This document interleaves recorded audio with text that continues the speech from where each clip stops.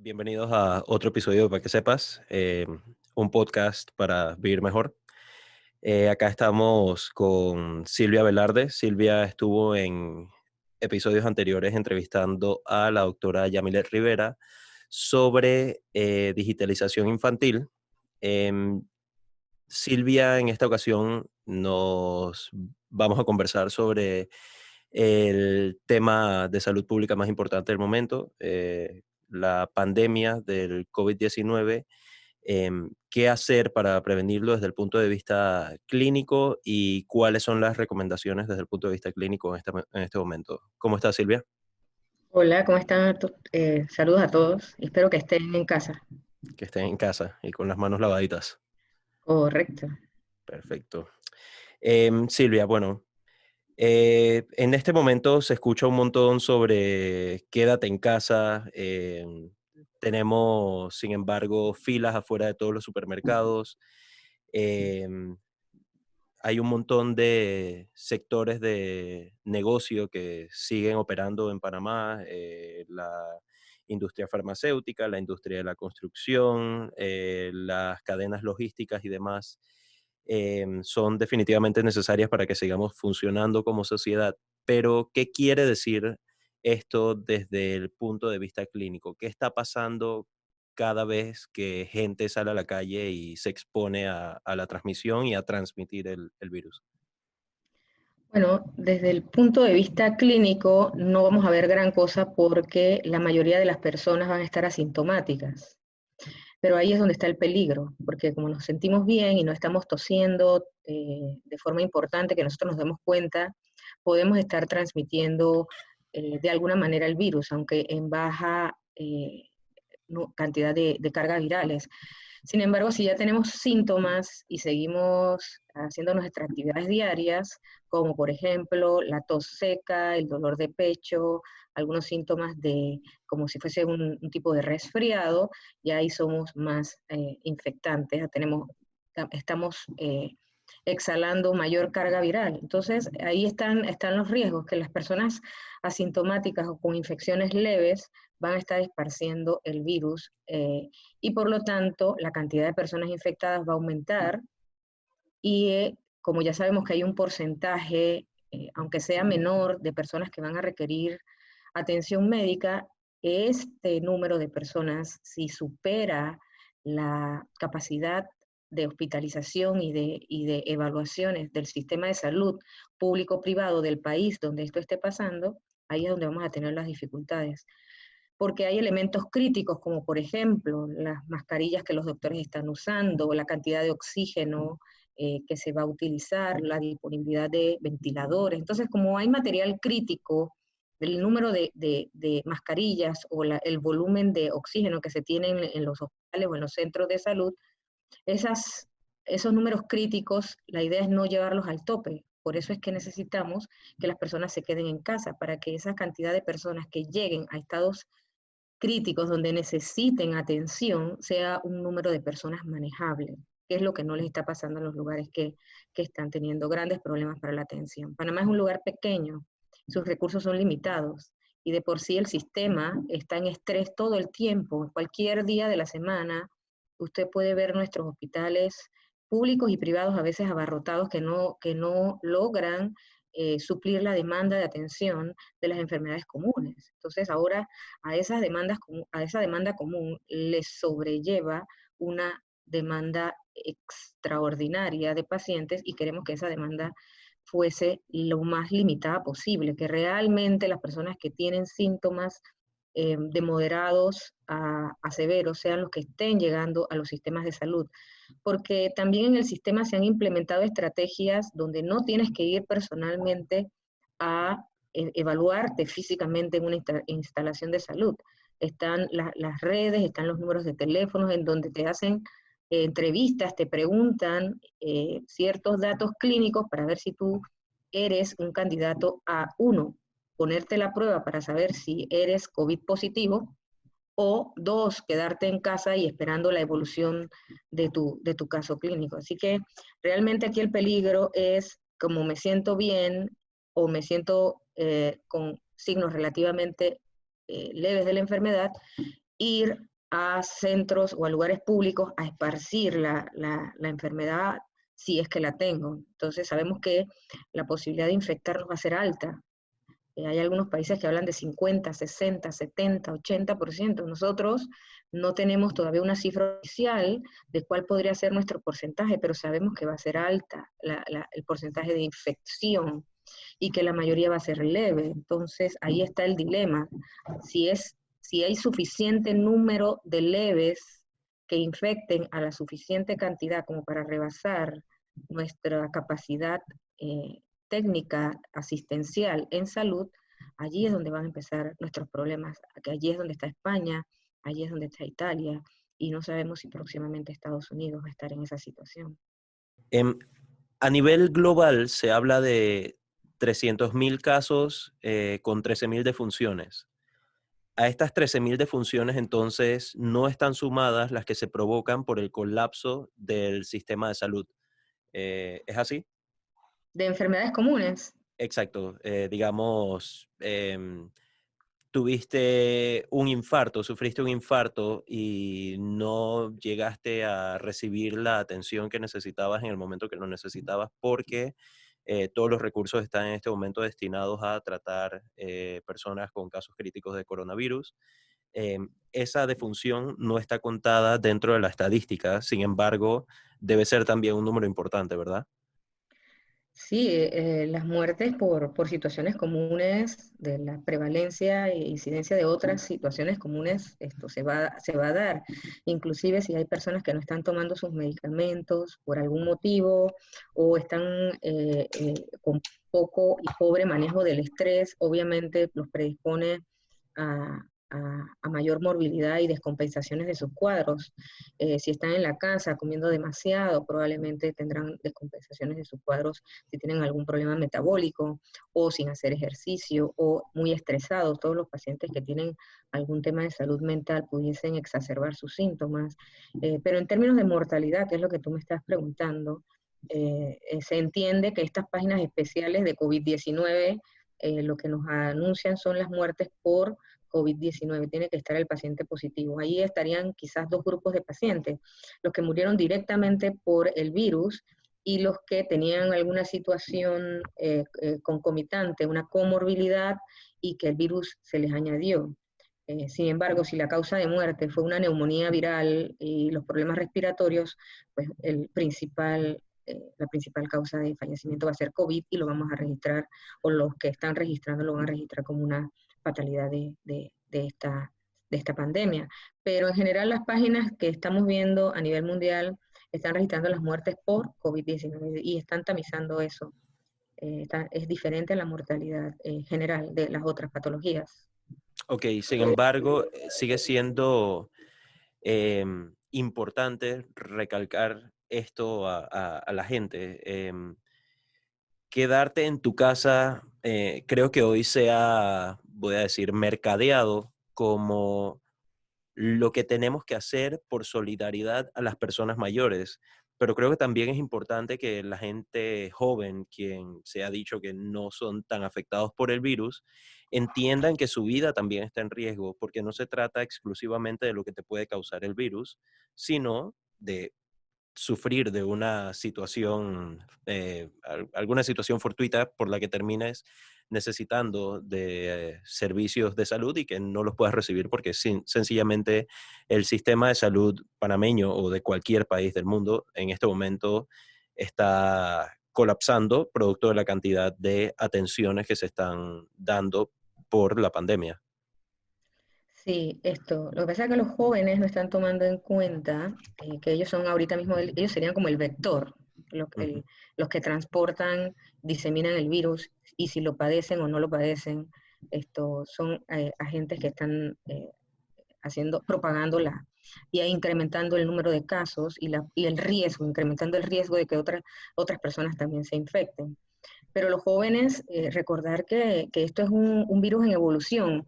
Lo que sea que estemos diciendo ahora es porque hace 2, 3 meses se sabe, porque eso le pasó a China primero o le pasó primero a Italia, y no porque realmente tengamos todos los datos absolutos de cómo se comporta el virus. Están tratando los investigadores de entender ese virus, por eso es que están seriando el material genético del virus y para poder tratar de entender cómo está compuesto y cómo se meten las células para saber los mecanismos de acción. Y en teoría, si el virus muta, en teoría muta a una modalidad más leve y más tratable, pero es los supuestos de otros virus, no necesariamente sabemos lo de este virus, porque estamos en plena evolución. Y los jóvenes tienen que tomar en cuenta que hoy por hoy el estilo de vida de los jóvenes es bastante demandante, en el sentido de que utilizan vapores para consumir algunos tipos de drogas recreativas o para consumir cigarrillos de maneras como más modernas con sus cigarrillos electrónicos, y este vaping los pone en riesgos por tener alteraciones en sus pulmones.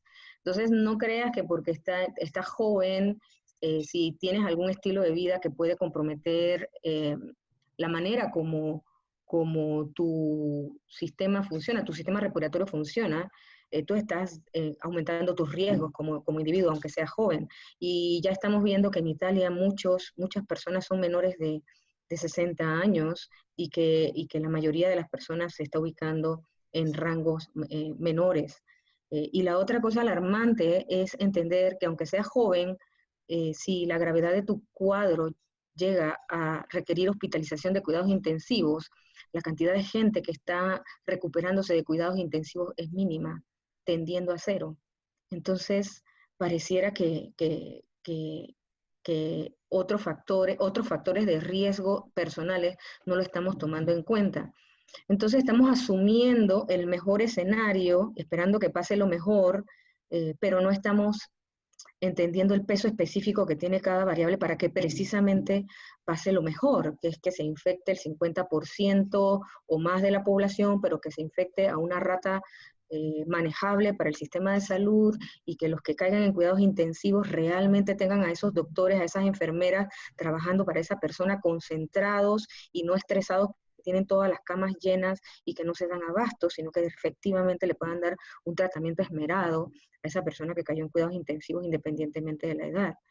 Para ningún doctor es fácil decir, desconecta a este paciente que me entró uno de menor edad, y si ese paciente de menor edad lo que estuvo fue en las playas jugando, pues a muchos de nosotros tendríamos conflictos desde el punto de vista personal y emocional y ético de cómo esta persona joven se expuso de esta manera a la carga viral, porque ese es otro elemento que hay que contemplar. Si tú te expones a qué cantidad de virus y cuántas veces te expones al virus, para que la cantidad de virus produzca una respuesta inflamatoria leve, moderada o severa, independientemente de la edad que uno tiene. Entonces, hay tantas variables que no entendemos, y la mayoría de la gente no entiende ni siquiera qué es una variable, ni la fuerza de la variable, el impacto de la variable.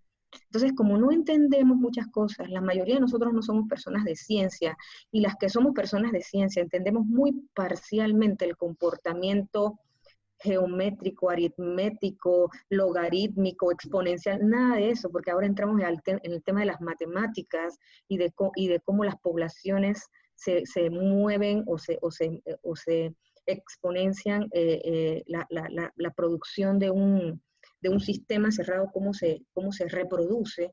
Entramos entonces en más variables que no entendemos. Entonces pareciera que la variable que entendemos es quédate en casa. Al quedarte en casa, que es una variable quizás fácil de entender, entonces podemos entrar en disminuir todas las otras variables que no entendemos, toda la otra ciencia que hay detrás, la matemática, la química, la física, la fisiología, todo eso que no entendemos. Nosotros, dentro de nuestro nivel educativo de entrenamiento o ignorancia, podemos jugar un papel determinante. Y quedarse en casa parece ser la variable más determinante, que puede ser una chuza en todas las otras variables que estamos Entonces los expertos están tratando de dilucidar y de entender cuál es el peso específico de cada una de esas variables. Entonces, y realmente como seres humanos vamos a tratar de entender esa variable de quedarte en casa, cómo la hago factible, porque ya salió las personas que tienen mucha edad, que ellos solo se proveen de su comida. Bueno, tenemos que implementar una cadena logística para estas personas, van a llamar a tal número, o las personas que están embarazadas, o la persona que se hizo una herida, entonces ya vamos, en vez de estarnos preocupando que todo el mundo se enferme, nos estaríamos preocupando por desarrollar las actividades logísticas que requieren cada uno de los grupos que quedándose en casa van a tener necesidades particulares, que también sabemos que es menor, un grupo menor, porque la mayoría va a tener estrategias ya imagínate, vamos por la segunda semana.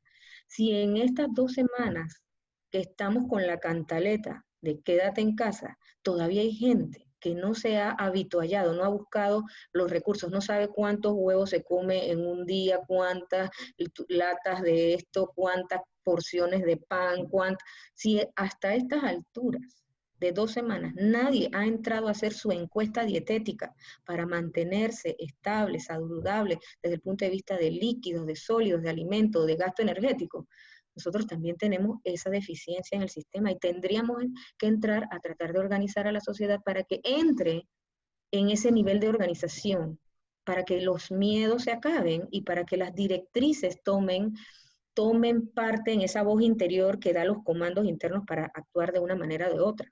Porque solamente una persona que no tiene esa voz interna, esa fuerza interior para ser ético con las demás personas, es esa persona que siendo positiva va a salir a comprar los víveres que le dé la gana, porque también quizás no entiende que pudiese desarrollarse un sistema para ayudarlo a él, que es COVID positivo, y que entonces los demás y las autoridades y las organizaciones correspondientes tendrían que dictar las normas para de alguna manera mitigar esas otras necesidades que van a surgir por habernos quedado en casa. Entonces, pero si no nos quedamos en casa, no surge la demanda de esas otras cosas y no se van a desarrollar.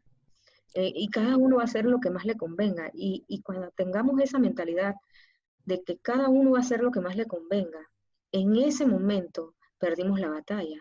Porque en ese momento voy a salir las veces que me dé la gana, cuando me dé la gana, como me dé la gana, a resolver mi problema. Y no entender que mi problema va a ser en el futuro el problema de todos. Entonces, ese es el reto que tenemos y no es fácil, porque además estamos compitiendo con una sociedad que por años no tiene el nivel educativo para tener entonces el nivel ético y crear un ciudadano que tenga ese nivel de cognición, que pueda ir al sacrificio propio, como lo están haciendo muchos doctores, enfermeras y personal de salud. Están en la primera línea, cada una persona le está tosiendo y tiene fiebre y no puede respirar. Ellos están enfrentados al virus. Y ellos necesitan que no les entren 10, 20, 50, 100 pacientes a la vez. Ellos necesitan concentrarse en estar seguros ellos y proveerle atención a esa persona. Entonces, como tú, que estás en tu casa o que quieres ir a tomar el aire o a pasear tu perro, que puede ser una necesidad real, pero desde el punto de vista egocéntrico, no puedas pensar en el que está en el frente de batalla y que va a ser el que te va a atender a ti cuando tengas síntomas, no importando la edad que tengas. Entonces, esa es la reflexión que yo me hago todos los días, porque aunque yo soy médico, yo trabajo en instituciones privadas, eh, por lo tanto yo no estoy en primera línea. Sin embargo, si esto crece, obviamente nos van a llamar a todas las personas que tengamos algún nivel de entrenamiento en salud.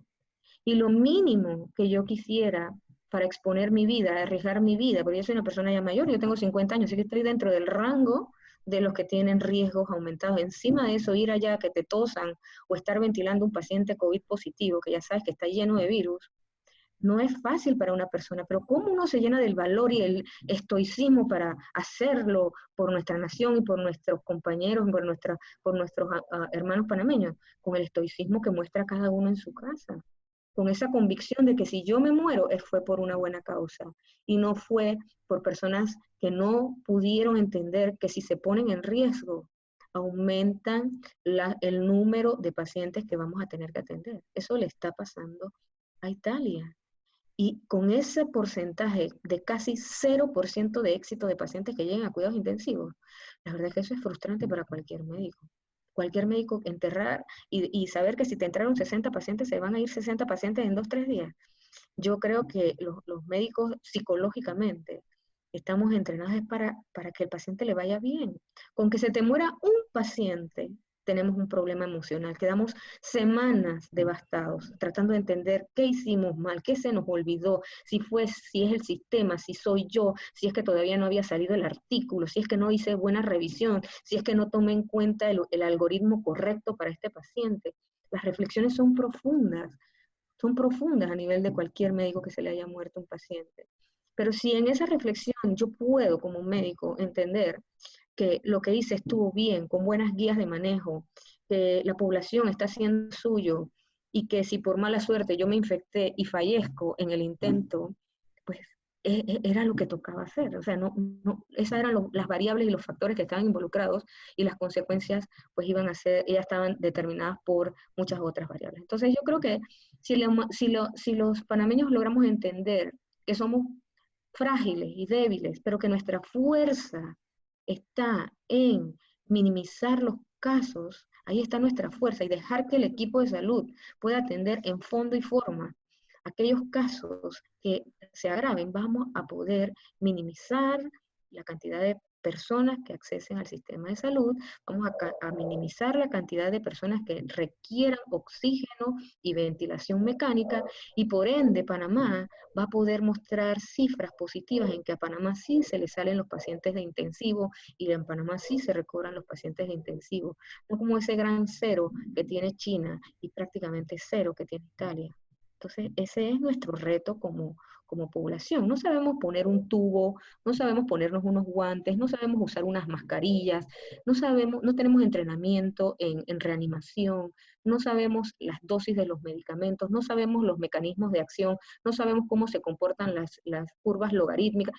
Es verdad, no sabemos muchísimas cosas como ser legos o pueblo en un país, pero lo que sí sabemos es dónde estoy yo y qué medidas estoy haciendo para protegerme, a mí y a mi familia. Si cada uno hace lo suyo, la posibilidad que el sistema de salud y todos los sistemas de salud logren superar esta pandemia está dentro de los dados que estamos tirando al ruedo. Pero si no lo entendemos, definitivamente también esos dados también van a mostrar los números que ya están mostrando en otras latitudes.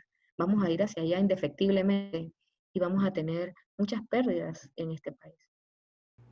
De verdad que el panorama que ofreces es un poco entristecedor, y de verdad que siento que es una invitación a solidarizarnos pues con todo el personal médico y no solo con ellos, con la población en general. Quedarte en tu casa no es algo que estás haciendo por ti, es algo que estás haciendo por tu país, por el resto de la gente, por el resto de tus compatriotas. Y de verdad que sería entristecedor pensar en que por mi irresponsabilidad o la irresponsabilidad de alguien más, terminé con las manos manchadas de sangre. No creo que haya una forma menos dramática de ponerlo. Pero bueno, quería hacerte una pregunta. Hace un rato hablabas de carga viral y lo mencionaste varias veces. He escuchado el término mucho últimamente, pero me interesa saber qué es la carga viral. Bueno, existen métodos para saber cuánta cantidad de virus hay en el sistema, en el cuerpo. De hecho, te voy a dar un ejemplo con los pacientes de VIH. Los pacientes de VIH, lo que le miden es cuánta carga viral tiene, el número de copias del virus, de material genético del virus hay en una determinada muestra de sangre. Entonces, si la carga viral o la cantidad de virus o de pedazos de virus o fragmentos virales que se detectan es alta, quiere decir que el virus está en plena replicación en tu cuerpo. Y si la cantidad de virus o material genético que detectan estas pruebas es baja o cero, quiere decir que el virus, hay poca cantidad de virus o estás resolviendo o pudiste resolver la infección. pero cada vez que alguien te tose, si es positivo, o cada vez que te pasas la mano por la boca, o cada doctor que intuba a alguien, él está recibiendo virus en un momento y en otro y en otro. Bueno, la cantidad de poblaciones virales que están metiéndose en el sistema son mayores. Por eso es que lo que tú haces al lavarte las manos, reduces cualquier exposición que tú hayas podido tener al virus, reduces la carga viral porque estás matando los virus al lavarte las manos de la manera que ya se ha descrito, que es la apropiada, utilizando las sustancias, los alcoholes, los geles, y entendiendo que si el virus está envuelto en una capa de grasa, si esa capa de grasa yo se la quito al virus porque me estoy lavando con agua y jabón, entonces esos virus van a quedar destruidos y el material genético va a quedar expuesto. Y por eso esa es la segunda herramienta que nos están pidiendo que implementemos. Primero, que no llegue el virus a nosotros para disminuir la exposición o la posibilidad que entre X cantidad de virus en nuestro cuerpo, o sea, la carga viral, y tratar de que sea cero, esa es la idea, y que si nos expusimos a alguna cantidad de virus, que lo minimicemos con las medidas de aseo y de control, con el lavado de manos, con cambiarnos las ropas, con dejar los zapatos fuera del entorno familiar, con mantener la casa limpia. Entonces, al final lo que estamos tratando es de, uno, no contagiarnos, y dos, si por algún momento estamos expuestos a algún nivel de material viral, que lo podamos contener y mantener a raya y que no inicie el proceso de aplicación interna dentro de nuestro cuerpo. Eso quiere decir que entonces la carga viral es directamente proporcional a la cantidad de veces que has estado expuesto al virus, la cantidad de veces que te tocaste la nariz, la cantidad de veces que alguien te tosió en la cara, la cantidad de veces que fuiste al súper, al mall, al cine. Bueno, ejemplo hipotético, obviamente, pero es dependiente precisamente de esto y que definitivamente el personal de salud tiene que ser la gente que está expuesta a la mayor carga viral de todos. Por Wow, supuesto, porque entonces la persona, entre más sintomática está, te imaginas en cuidados intensivos, claro. que cada vez que van a intubar ese paciente o a aspirarle las secreciones, lo que están aspirando es puro virus. Por eso los ves que parecen como si tuviesen naves, de estos trajes de naves espaciales, Claro. porque están herméticos, porque el riesgo de enfermarse, ya hay doctores que han fallecido por esta situación. Y hasta protegiéndose. Y ahí es donde van descubriendo las nuevas maneras de transmisión. Recuerda que al principio decían, no, que solamente se transmite si estás muy cerca de la persona y te caen las gotitas de agua, perdón, de saliva. Uh-huh. Y ahora dije, bueno, lo que hemos visto es que poblaciones que tienen mayor control en cuánta distancia tienen de acercamiento, o si llevan o no tapabocas todos. Entonces se van aumentando las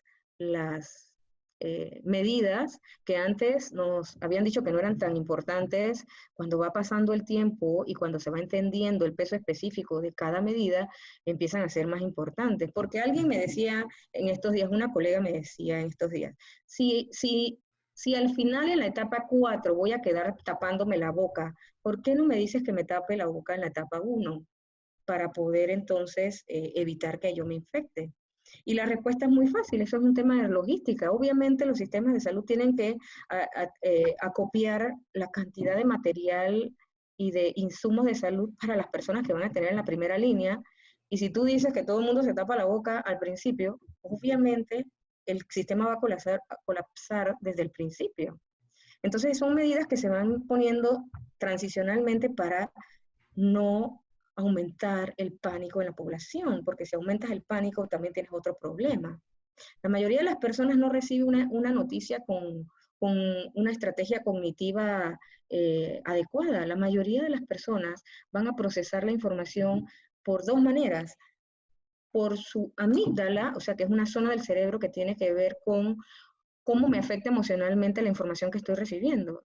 Y la amígdala tiene dos respuestas: lucha o huida, fight or fly.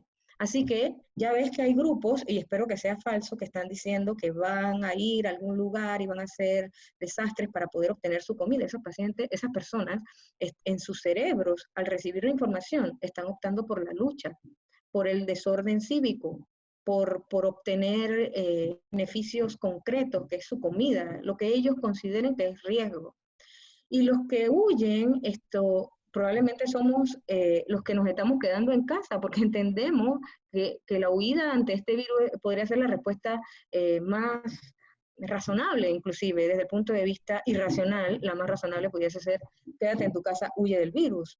Pero a esa respuesta de huida o de lucha se suma entonces la respuesta racional, y la respuesta racional es todo esto que hacen todas las tardes dándonos información de cuál es la rata de aumento del número de pacientes que se han detectado, del número de pacientes que está falleciendo, etcétera, para que tengamos data para hacer raciocinios suficientes como para entender por qué, a pesar de que yo quisiera huir al interior, me tengo que quedar en mi casa. Y que es mejor no exponer a mis familiares en el interior si de verdad yo tengo una carga viral que no me estoy dando cuenta que la tengo, o estoy en un nivel leve de la enfermedad. Entonces, todas estas reacciones que vemos están determinadas por el cerebro que tenemos, por la educación, por la ética, por los valores, por la cultura. Entonces, son cosas que se han tenido que haber desarrollado desde antes. Y no la vamos a poder implementar de un día para otro. Eso ya el individuo lo va a tener desarrollado o no. Y eso es lo que va a hacer que pueblos entiendan lo que sus equipos técnicos, doctos, entrenados, les están tratando de hacer entender que hagan y que ayuden o no. Y en ese escenario vamos a poder mitigar la infección o no. Entonces, ya las visceralidades deben, yo como una persona que estudia cómo funciona el cerebro, para mí la fase de la amígdala, de tomar decisiones erráticas, debe estar terminando. Pero también necesitamos una guía cognitiva de las autoridades en donde nos digan exactamente qué hacer. Si usted tiene una enfermedad común, va a llamar a tal número. Si usted tiene una enfermedad de sospecha de la contingencia, va a llamar a esto. Si usted no tiene quien le lleve las medicinas, va a llamar aquí. Y la ética que tiene que haber detrás de eso. Porque si ya sabemos que hay gente que está llamando decenas de llamadas falsas, en este momento tenemos un problema. Porque entonces van a haber decenas de llamadas falsas para que le lleven las comidas o que le lleven los medicamentos, y ahí el sistema ya sí no aguanta ninguna contingencia que el sistema quiera hacer. Así que te imaginas, estamos apelando al valor más supremo, extra cerebral, la ética, el dar de sí antes de pensar en sí mismo. Claro. Esos son valores que no se desarrollan de un día para otro y que ahora estamos apelando, y que necesitamos de ese pueblo que responda en fondo y forma. Okay.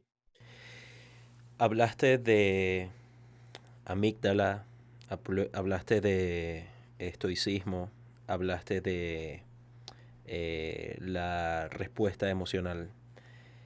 Recomendaciones para la gente en tiempo de crisis. Tienes un montón de tiempo libre, tienes un montón de tiempo de ocio. Si estás trabajando desde casa, independientemente, vas a estar encerrado en el mismo ambiente todo el tiempo. Tu default mode network probablemente esté acaparando la mayor parte del tiempo. Bueno, si no es que ya lo hace. ¿Qué recomendaciones tienes para la población general en estos momentos? Bueno, las recomendaciones tendrían que estar dirigidas. Yo tendría dos tipos de recomendaciones. Una, para las personas que por el motivo que sea son gente muy sencilla y llana, requiere que le digan cómo hacer un plan para estar en casa. O sea que esas directrices deben venir de las entidades que están organizando estructurando cómo es el comportamiento en esta pandemia. Así que hay un grupo de nosotros que no va a poder hacerlo intrínsecamente. Pero para los que podamos hacer intrínsecamente una estructura, mi recomendación sería esa, que tengas horarios, que sepas de a qué hora te vas a parar, a qué hora te vas a bañar, cuál es el propósito de la mañana, si es trabajar, si es asear tu casa, si es organizar, si vas a aprender, si vas a meter algún curso online, si vas a repasar algún idioma, porque estas personas tienen un yo interno muy rico que va a estructurar prácticamente todo el día, puedes tener estructurado, inclusive si vas a hacer algún tipo de siesta, pero también debes entonces entender que tienes que tener la hora de dormir, la hora de comer, o sea, estructura es lo que va a ayudar a sobrepasar esta etapa. Porque los cerebros que no tengan estructura van a entrar en estos procesamientos más primitivos de la información y al final lo que van es a entrar en el modo fight or flight, lucha o huida. Pero el que es cognitivo va a enriquecer ese día con estructuras, con objetivos, con organización, con planeación, y ya tú no estás en la amígdala, que es un órgano, una región del cerebro que es interna y subcortical, ya tú vas a estar activando zonas corticales de las regiones prefrontales, o sea que vas a tener un poquito de mayor control de tu diario, entendiendo las limitaciones, porque las limitaciones las imponen las solicitudes que están haciendo a nivel gubernamental. Entonces, tener estructura, horarios, propósitos, y tratar de cumplir eso una y otra vez hasta la automatización, como si estuviésemos yendo al trabajo y no tenemos más remedio que hacer esto. Probablemente los más conservadores dicen 15 y probablemente son 45 días que podamos tener que estar haciendo eso. Y el problema es que si cada uno arranca tarde, son 15 días más y 15 días más y 15 días más, porque entonces son bolsones. Yo empecé desde que llegué del extranjero el 9 y yo dejé de dar consulta. Sí, pero nadie más hizo eso. Entonces, esa semana que yo dejé de estar en contacto con pacientes, sobre todo porque venía al extranjero, es una semana que ya a mí no me sirve, porque todos los demás estaban viendo consultas. Hasta que no cerraron la consulta la semana siguiente, es que yo empiezo, ahora para mí no van a ser 2 semanas, ya son 3. Y cuando cierran al país, lo van a cerrar dentro de una semana. Ah, bueno, entonces para mí todo el mes que yo hice de autoconfinamiento, no lo aproveché. O sea, para mí van a ser 2 meses entonces.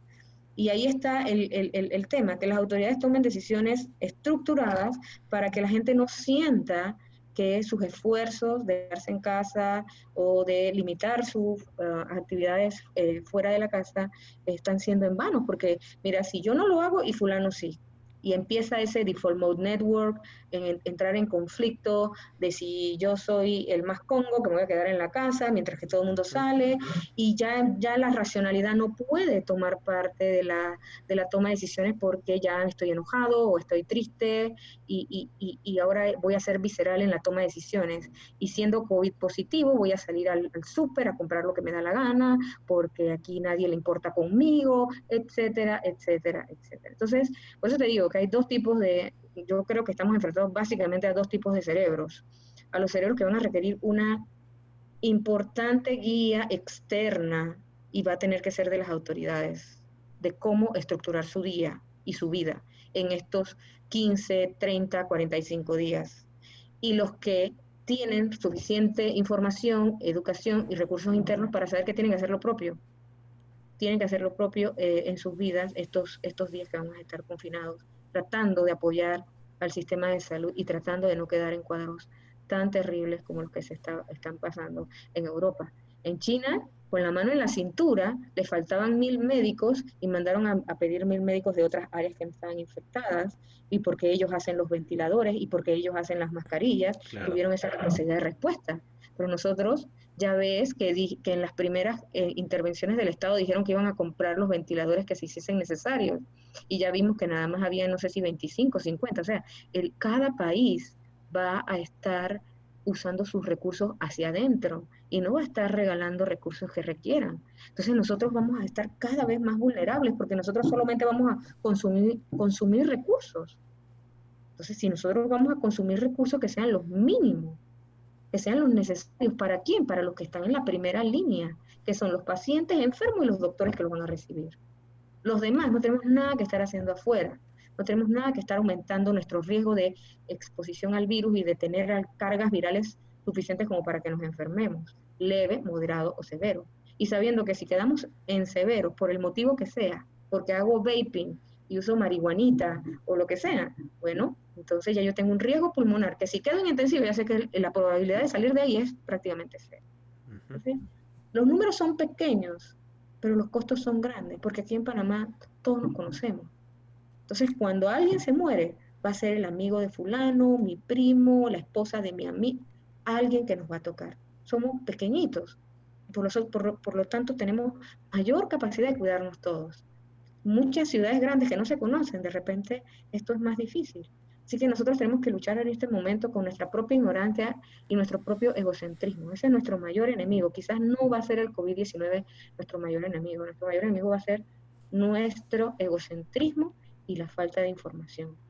Y bueno, la falta de información todos estos años de problemas educativos que no nos permiten aspirar a este ciudadano informado, que tome decisiones racionales y que no se deje llevar por su amígdala. Ok. Bueno, creo que ha sido una excelente conversación. Creo que has aclarado un montón de cosas desde el punto de vista científico y algunas importantes aclarar desde el punto de vista emocional. Entonces, básicamente, las recomendaciones de la doctora Silvia Velarde: panameño, no seas ahuevado y quédate en tu casa. Organiza tu día porque vas a estar encerrado, no sabemos hasta cuándo. Y por ahora no hay más que hacer que lavarse las manos y quedarse en casa. Así es, obedecer las directrices que nos están dando. Tenemos un personal técnico de lujo. Yo siempre he sido portadora del orgullo de haberme graduado en la Universidad de Panamá. Tenemos muy buenos profesionales, bien entrenados. Así que hagámosle la labor fácil para que ellos nos puedan cuidar. Quédense en casa. Excelente, Silvia. Muchas gracias. Bye. Bye. Chao. Chao, chao.